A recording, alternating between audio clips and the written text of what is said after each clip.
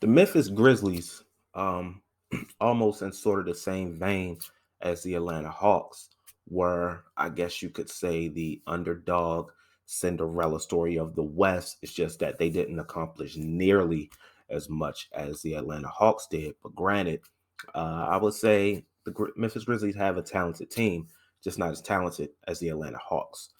Still a very young team. John Morant was in his second season in the NBA.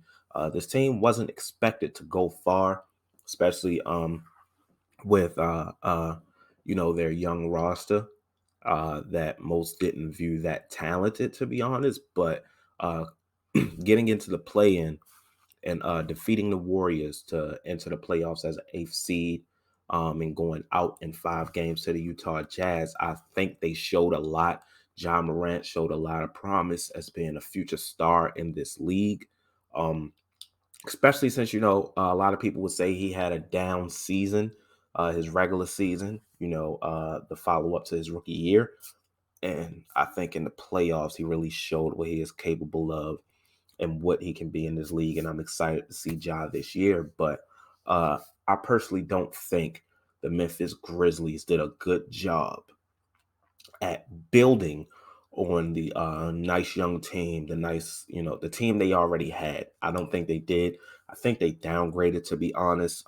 They lost Grayson Allen, who, while not a huge piece of the team, a very good piece of the team, a player that fit the team, and they lost him to the Milwaukee Bucks. They lost Jonas Valanciunas in a trade where they received Steven Adams in return and also Eric Bledsoe, who they sent to the LA Clippers. But while Steven Adams is a really good player, I think Jonas Valanciunas would be more effective on that team. I think his ability to stretch the floor, he's not he's not a stretch five by any means.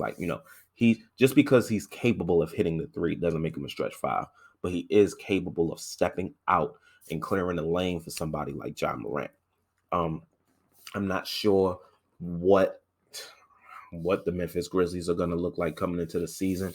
Outside of Steven Adams, they also landed Jared Culver from the Minnesota Timberwolves, a young player in the league who hasn't really, I don't want to say lived up, but hasn't developed much in the past few years. Hopefully he can do that in Memphis. Who knows? But they also went and got Juan Hernan Gomez and drafted Zaire Williams in the draft. But I personally don't think that's enough to build on the season they had last year. I think there's going to be with the West being as deep as it is, that you want to take an opportunity when you capitalized on getting into an eighth seed when no one expected it to build on the team. And understand they tried. I just don't think it was the right moves. They still have a nice young core. They still have John Morant leading the charge. They still have Dylan Brooks. Still have Brandon Clark. Um, Still have Jaren Jackson Jr., still have Desmond Bain. There's a lot of players that they still have who are young and ready to develop. And I think the one I mentioned that's going to be most important is Jaren Jackson Jr. Um, Votes came out with the NBA survey that a lot of, I think, GMs expect him to break out the most. I think it should be easy for him to break out, considering in his 3 seasons as an NBA player, he has yet to reach 60 games, only playing 11 total in the previous season. Now, granted, that wasn't like, oh, he played at the beginning and got hurt. He was hurt going into the season and eventually came back towards the end. But yeah, only playing 11 games. The previous seasons before that, I think it was like 54, 57. Um, the main thing about Jaren Jackson Jr. is health. Jaren Jackson Jr. is extremely talented. He can be a top power forward in this league, in my opinion. I think he fits well next to Ja. He's just availability is an athlete's best ability. If you're not on the field, if you're not on the court, if you're not on the ice, there's no value there. So I do believe Jaren Jackson Jr. is poised for a breakout season. I said KPJ, Kevin Porter Jr. of the Houston Rockets, is my pick for most improved. But I would not be surprised if Jaren Jackson Jr. was to win the Most Improved Player award, as long as he's healthy. If he's not healthy, it's just going to be the same old thing. But if he can reach 70 games, that might be, that might be asking of a bit much considering his history. But if he can reach 70 games and be productive, I think it might push this team. It might push this team's ceiling.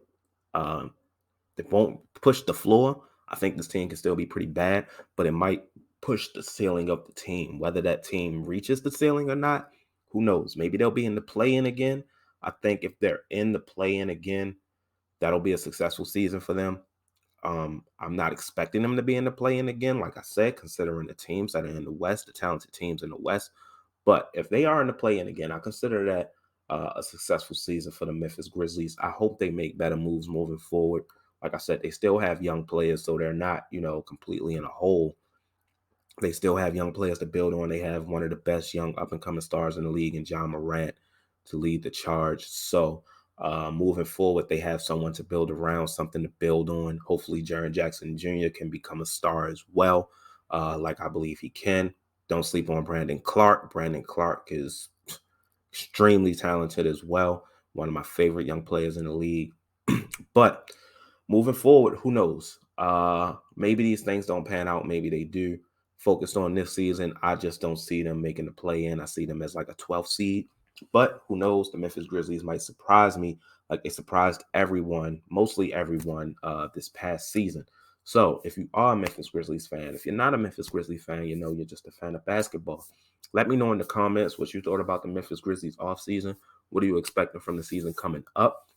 What are you expecting from Jaren Jackson Jr.? Is he your lead for most improved player?